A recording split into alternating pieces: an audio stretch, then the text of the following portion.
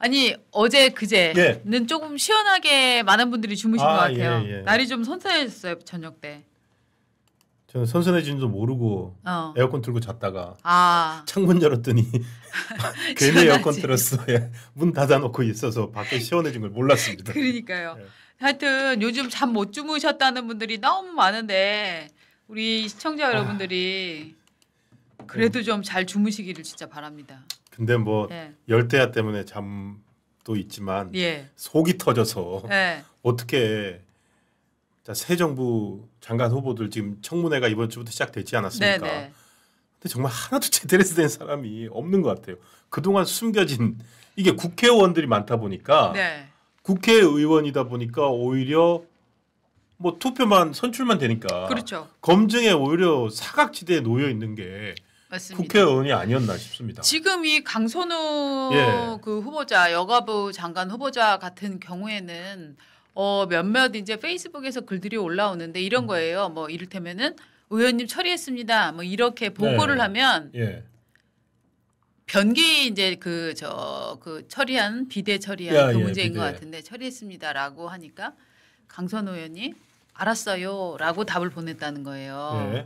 근데 그걸 갖고 우리가 굳은 일이나 심지어 굳지 않는 일이더라도 뭐 선배 뭐 했습니다. 뭐 하면은 오케이 수고했어 라든가 뭐 고맙습니다라든가 모르는 사람한테는 그런 것들이 기본적인 언어의 화법인데 이 사람은 알았어요 라고 하는 건 이 갑질이 상시적인 것이었다를 증명하는 것이다. 심지어 그런 얘기까지 하더라고요. 그렇죠. 그러니까 알았어요. 이거는 뭐냐면 업무라면은 괜찮습니다. 업무라면은 그 본인의 일을 봐줬으면 고맙다는 말도 되는데 예를 들어서 그거는 업무처럼 그걸 생각한다는 거죠. 그렇죠. 업무처럼 생각한다는 말은 보좌관을 자기 집안일 보는 거에 대해서 사실상 하등 아무런 어떤 그리낌도 없고 당연한 일처럼 생각하는 거예요. 그렇죠. 그래서 그 말투에서 고맙다 뭐 이 말이 아니라 알았어요를 하는 거 보고 나는 이 사람이 정말 문제가 많다고 생각한다 이런 글도 올라왔더라고요. 정말 예리하죠.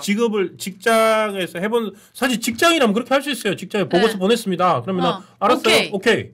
오케이를 우리 많이 쓰죠. 오케이. 오케이가 좀 하면 응응. 저는 이응이응도 쓰거든요. 이응이응하고 혹시나 또 그래도 이응이응 했다가 그 제 메시지를 받은 저기 부하 직원이나 이런 사람들이 기분 나쁠까봐 응응 알았어요. 이렇게라도 하고도 하는데 그냥 알았어요인데 그게 변기 처리한 거였다. 그 어떤 느낌일까요? 그걸 문자를 받은 보좌관. 그래서 지금 이를테면은 이제 정부에서 국회의원들을 많이 이렇게 장관을 시키는 이유는 국회의원들은 낙마를 잘 안 하지 않습니까? 서로 이제 동업자 의식을 가지기도 하고. 지금까지 한 명도 없었대요. 그래갖고 그것 때문에 이렇게 딱 포석을 놓는 경우들이 많은데 이번에 강선우는 좀 예외적인 거 아니냐, 예외 여야 하는 거 아니냐 하는 게 이제 민주당의 보좌관들의 의식이고. 반대로 지금 용산 대통령실에서는 야 이거 강선우를 낙마시키면 그다음에 이진숙으로 가고 그다음에 또 다른 사람한테로 가고 줄줄이 가버리면 이 지금 이거 전략적으로 좀 안 좋은 거 아니야? 라고 생각을 한다는 거예요. 그 사이에 민주당의 이제 의원들 상층부에서는 관망세 정도인 것 같고. 그렇죠. 대통령실에서도 일단 청문회를 보고 판단하겠다. 이런 식의 태도였거든요. 그러니까 보고 반응 봐서 그런데 심지어 어저께 어떤 반응까지 나왔냐면은 그 민주당 내부에서 반응인데 괜찮은 거 아니야? 국힘이 센 게 안 나왔는데 이런 거지. 센 게 실제로 그 워딩이 있어요. 그러니까 이거 국민의힘이 세게 못한 거예요. 이 정도면은 뭐 대충 맞고 가도 되겠다 이렇게 생각한 것 같아요. 그런데. 이게 세지 않다 세다 요게 이제 요 온도를 잘못 판단하면은 제2의 조국 사태 일어난다 이런 얘기들이 나오는 거예요. 사실 조국 시절에도 조국 그 딸의 그 논문 등재 그게 이제 2018년이었나요? 2019년이죠. 19년이었나요?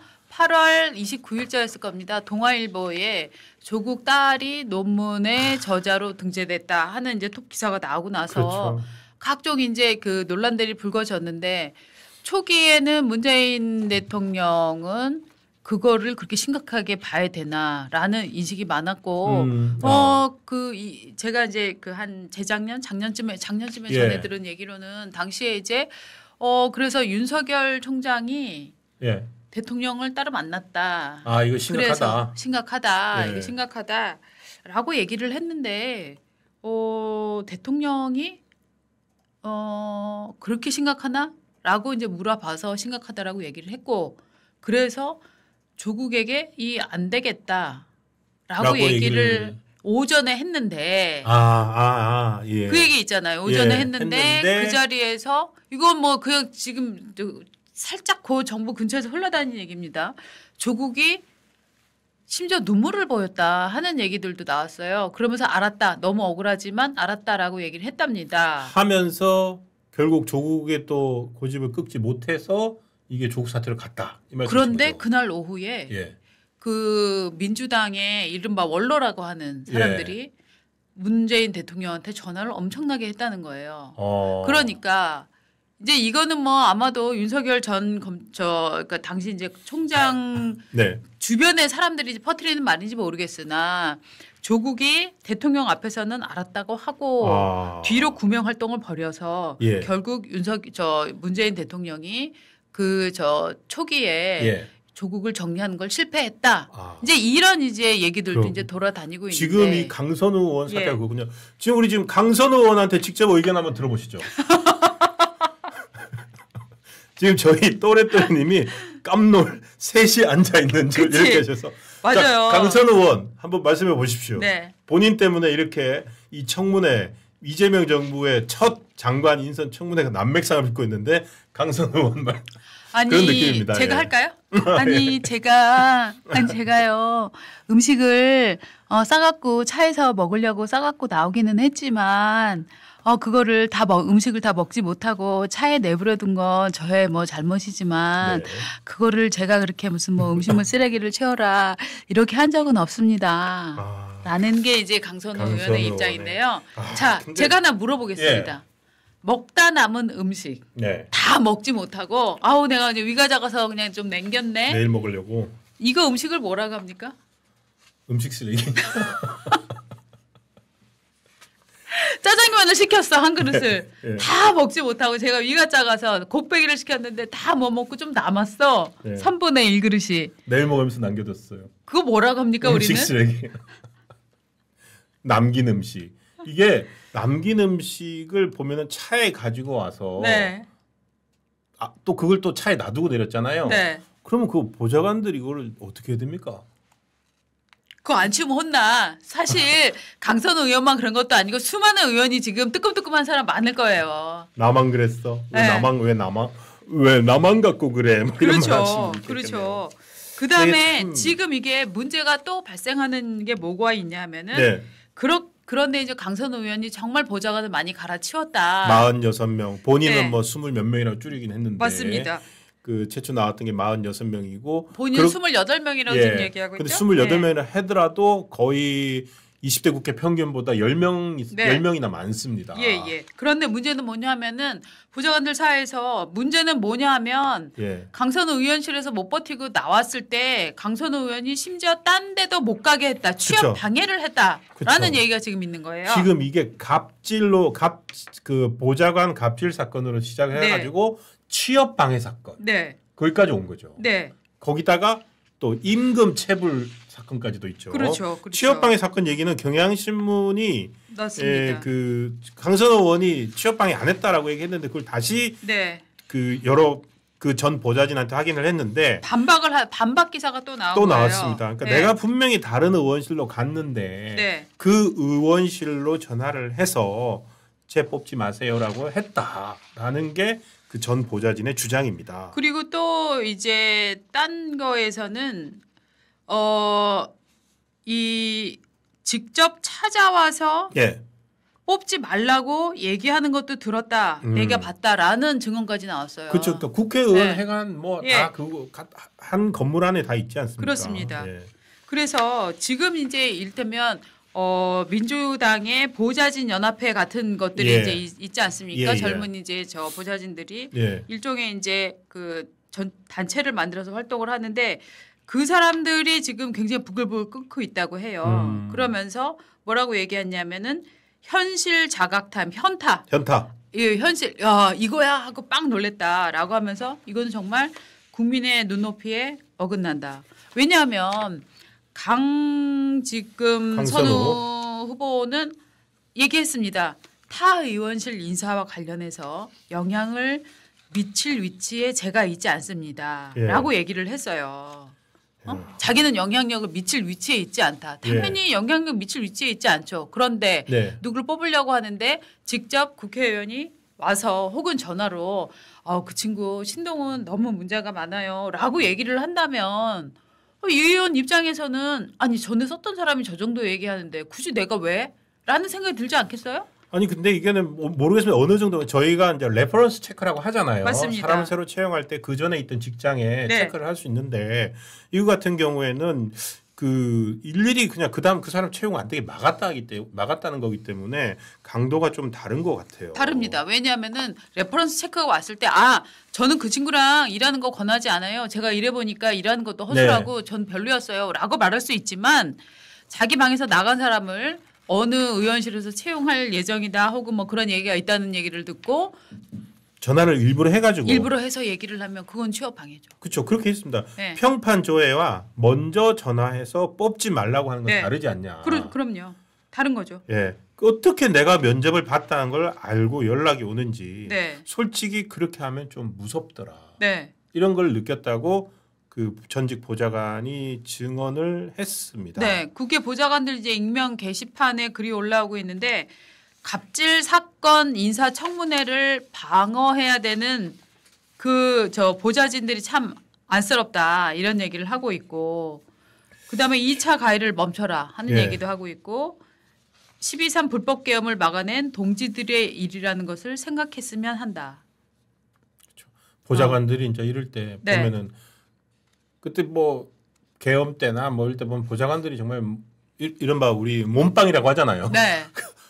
몸 쓰는 거는 보좌관들이 다 나와서 많이 하지 않습니까? 아니 그리고 이게 지금 국민의힘은 사실은 보좌관들을 조금 더 뭐 인격적으로는 잘 대우하고 있지만 보좌관들을 이후에 무슨 시의원을 시킨다거나 뭐 국회의원을 시킨다거나 하는 미래를 보장해 주는 일을 별로 하고 있지 않아요. 그런데 민주당의 경우에는 보좌진들이 정말로 굉장히 센 발언권을 갖기도 하고 이후에 국회의원 꿈을 꾸면서 그런 가능성이 저 보수보다는 저쪽에 더 많다라고 생각하기 때문에 젊은 친구들이 글로 많이 가는데 그렇기 때문에 이쪽에서의 나오는 이런 얘기들은 사실은 조금 더 무게가 아마 있을 겁니다. 국힘보다는.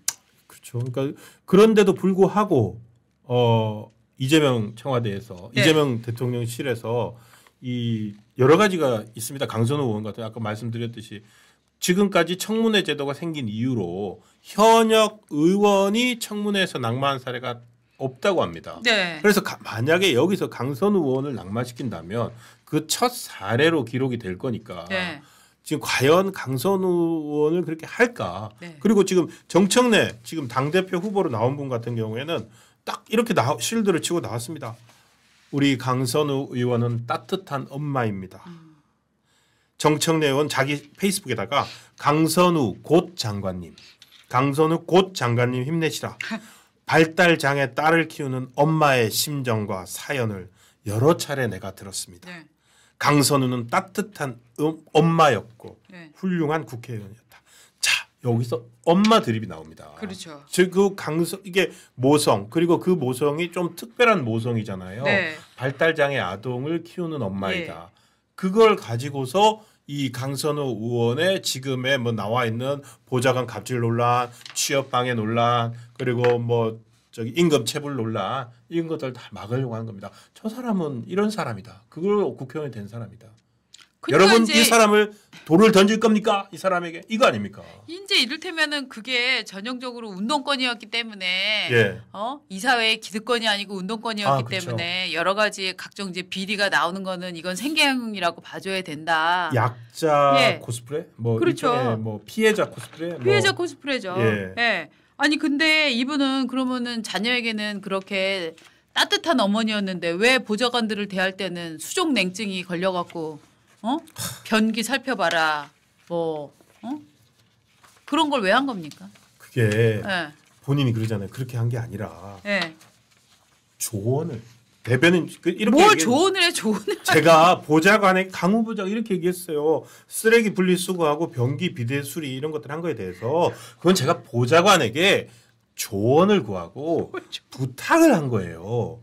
그러니까 예를 들어서 이 음식 쓰레기를 어떻게 해야 할까요?라고 조언을 구한 거고 변기를 어떻게 해야 될까요? 조언을 구한 건데. 솔직히 말하면 지금 보좌관들이 보통 20, 30대 아닙니까? 네. 그렇지 않아요? 아니 그렇죠? 20, 30대 대부분 미혼들이 많아요. 20, 30대 미혼들이 음식물 쓰레기의 처리에 저 노하우가 있겠습니까? 주부로 지낸 경력이 긴. 저는 음식물 쓰레기 처리 노하우 상당히 많아요. 왜 주부로 오래 살았으니까. 그래서 뭔 조언을 구해? 그래서 이례적으로 네. 한국 여성 정치 네트워크 한여넷이라고 하는 데서 나섰습니다. 네. 강 후보자는 대변인 출신답게 조언과 부탁이라는 순화된 낱말을 선택했지만 실상은 사적 공간에서 발생한 문제를 조언과 부탁이라는 말로 포장해서 네. 개인적인 노무를 수행케 한 거다. 맞아요.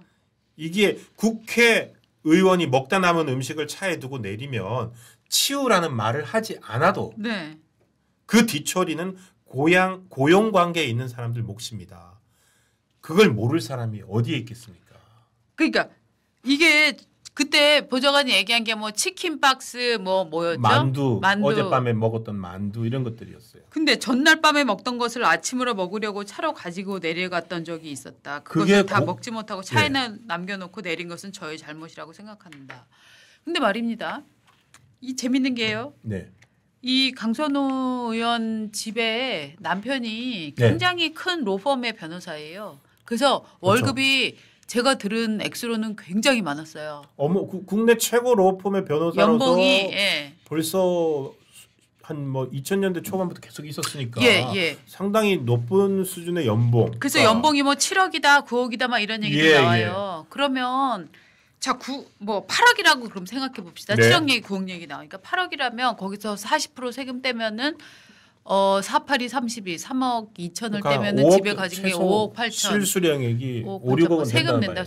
실수령 5억 된다고 치면 한 달에 이제 4천만 원 정도가 월급으로 들어온다고 치면 힘들겠네. 먹다 남은. 근데 여러 가지 의혹들이 있는 게 뭐냐면 그렇게 남편이 돈을 벌었는데 지금 재산이 10억이 안 되지 않습니까? 그렇죠. 이 집의 재산이. 그 얘기 하시는 분들도 그것도 많아요. 굉장히 이상하고요. 일단 번 것에 비해서 재산이 너무 적다. 그렇다면은 무엇이냐 하면은 돈을 많이 썼다는 얘기잖아요. 많이 썼으니까 1번 빼돌릴 수도 있고 2번 많이 썼기 때문에 없을 수도 있는데 그렇게 많이 썼던 분이 우리가 언간에서는 전날 밤에 먹던 거를 아침으로 먹으려고 차로 가지고 가지는 않아요. 그렇지 않아요? 그리고 저녁은 되게 지금 시켜 먹은 거 보면 치킨이나 뭐 이런 거라는데 치킨을 저녁 때 먹은 거를 아침에 먹으려고 차로 싹 갖고 간다? 이게 말이 됩니까? 그렇게 드시는 분도 있겠죠. 되게 이제 젊은 친구들은 그렇게 먹기도 하는데 저는 솔직히 제 상식으로는 이해가 안 됩니다. 그냥 아무렇게나 둘러댄 거죠. 이게 말이 됩니까? 솔직히 이 강선호 의원은 그렇게 본인이 알뜰하다고 얘기를 하신 것 같은데 과연 그게 먹으려고 갖고 내려갔을까요? 그 만두 렌지도 돌려야 되고 치킨도 좀 렌지 돌려야 되는데 그러면 얼마나 눅진눅진해집니까? 저는 그리고 출근길에 치킨 먹고 싶어요. 그러니까. 그래서 좀 말도 안 되는 대답을 하고 대충 그렇게 해서 하루만 넘기면 되겠다라고 생각한 것 자체가 참 어떻게 본다면 국회나 그 청문회 제도 자체를 우습게 본다고 그렇게 생각을 할 수밖에 없습니다. 그러니까 이제 한지아 의원은 존경하는 의원님이라고 얘기를 되게 이제 하죠. 답을 물어보면은 국회의원들 다 존경한다고 그러더라고요. 그렇죠. 그렇게 얘기하니까 이제 한지아 의원이 아니 나 존경은 됐고 보좌진이나 좀 존중을 하라라고 얘기한 게 이제 어저께 굉장히 시원했다. 그 얘기들을 많이 하더라고요. 그리고 또 하나 나왔어요. 김현정 더불어민주당 의원이 KBS 라디오 나와가지고 이 갑질에 대해서 새로운 정의를 했습니다. 뭐라고? 갑질이라는 것은 주관적 인식의 문제 아니겠습니까? 진짜 그거 깜짝 놀랐어. 그래 강선호 의원을 후보자를 갑질왕으로 규정해서 악마화시키려고 하지 말라. 그거 일방적 신상털기 망신주기다. 이거 깜짝 놀랐습니다. 이재명 재판에서 쓰였던 논리 네. 같아요. 주관적 인식의 문제. 주관적 인식의 문제. 그러니까 주관적인 보좌관들이 주장하는 것은 그 주관적 인식의 문제지 객관적인 게 아니니까 그것은 청문회에서 사용하지 말라는 거예요.